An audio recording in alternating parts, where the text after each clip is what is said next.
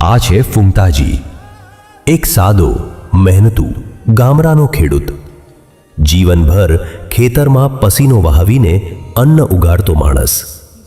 પણ સમય એવો આવ્યો કે ફૂમતાજીના દિલમાં એક જ પ્રશ્ન ઉઠ્યો. લોકો ભગવાનને ભૂલી ગયા છે. સત્ય ધર્મની કિંમત કેમ ઘટી ગઈ? દિવસ પસાર થતા ગયા, પણ મનમાં ચાલતા વિચારો તેમના દિલ પર ભાર બનીને બેઠા. જીવનના સંઘર્ષે તેમને અંદરથી થકાવી દીધા. પરંતુ તેમની ડોશી હંમેશની જેમ નરમ અવાજે કહેતી, ફૂમતાજી, ભગવાન અંધકાર પછી જ પ્રકાશ આપે છે. તમે હિંમત રાખો. તમારી મહેનત કદી વ્યર્થ નથી જતી. એક દિવસ ફૂમતાજી એક સાધુ પાસે પહોંચ્યા. સાધુ પીપળા નીચે શાંત, સ્થિર દીપકની જેમ બેઠા હતા. તેમણે શાંત અવાજમાં કહ્યું, બેટા, માનવી માર્ગ ભૂલી શકે, પણ ભગવાન ક્યારેય નહીં.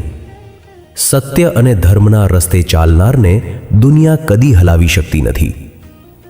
પણ ફૂમતાજીનો મન હજી વાદળોથી ભરેલો હતો. ખેતર સુકાયું હતું, ધરતી તડકામાં તૂટી પડી હતી અને દિલમાં નિરાશાનો અંધકાર છવાઈ ગયો હતો. ત્યારે જ ગામના મહારાજ આવ્યા. કૃષ્ણના ભક્ત, હાથમાં દીવો, ચહેરા પર અદ્ભુત શાંતિ.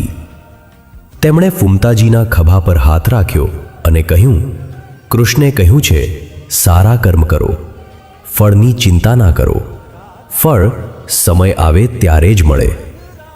તે રાત્રે ફૂમતાજીના જીવનમાં પહેલીવાર એક અજાણી શાંતિ ઉતરી.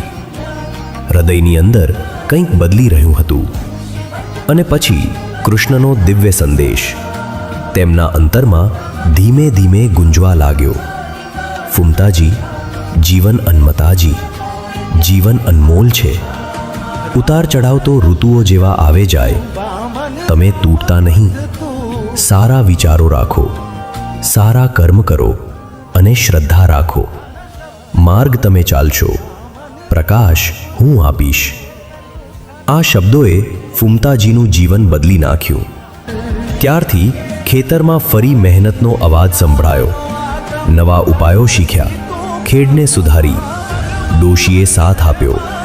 ક્ષણોમાં નહીં, પણ ધીમે ધીમે જીવન ખીલી ઉઠ્યું.